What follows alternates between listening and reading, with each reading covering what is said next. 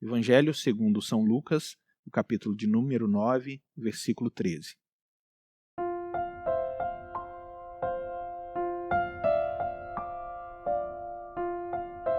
Ele, porém, respondeu: Deem-lhes vocês algo para comer.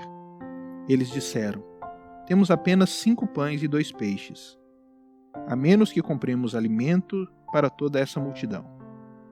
O alimento é um fator preponderante para a vida. Essa afirmação parece óbvia, e realmente é.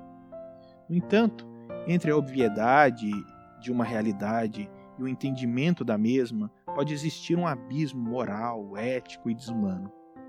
Se a comida é essencial para a vida, seria minimamente sensato o entendimento de que o alimento é um direito de todos. Mas, na prática, não é assim que acontece. Grande parte da humanidade sofre pela fome e escassez de alimentos básicos.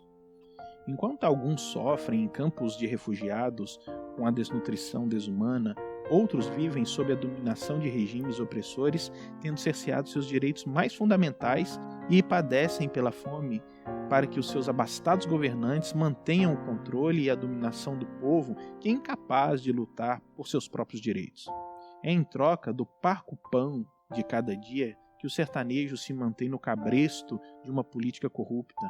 Alguns trocam seu voto e direito de ter um futuro por uma cesta básica. E milhares de crianças vão à escola todos os dias, não para aprender, mas para ter aquela que talvez será a sua única refeição diária.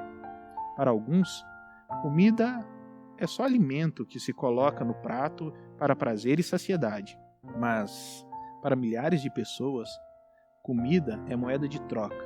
É a linha entre a morte e mais um dia de vida. É a oportunidade de ter um filho nos braços por mais algumas horas. É a esperança para o futuro, é a diferença entre a animalização e a dignidade humana. Para Jesus, comida não é só comida. No reino de Deus, comida é direito de todos e uma responsabilidade de todos. Na passagem da multiplicação dos pães, Jesus nos ensina vários princípios reguladores do reino e a justiça é uma delas. Como Igreja de Cristo, não podemos enxergar a dor do próximo e nos isentarmos da responsabilidade de lutarmos para que o outro seja suprido em seus direitos mais essenciais.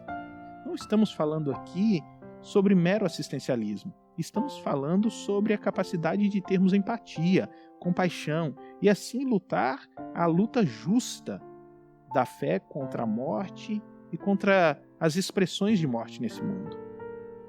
Nós alimentamos o faminto, saciamos quem tem sede, agasalhamos quem tem frio e nos solidarizamos com os doentes e os encarcerados, porque reconhecemos neles a centelha da imagem divina que os dignifica como merecedores da compaixão e esforços máximos para que assim possamos socorrê-los dos grilhões da morte. Cabe à Igreja entender que essa é uma responsabilidade nossa, como pessoas que tiveram sua mente renovada pelo Espírito de Deus e que, regenerados, vivem agora sob o regime cultural do Reino de Cristo, seguindo o exemplo do Mestre. Pedimos a Deus para transformar os poucos recursos que temos em quantidade suficiente para suprir o máximo possível. Nossa fé não deve estar naquilo que podemos fazer, mas naquilo que Deus, o soberano, pode fazer através dos nossos recursos tão limitados. Que Deus nos faça capazes de multiplicar o que Ele tem nos dado para suprir tantas pessoas que estiverem ao nosso lado.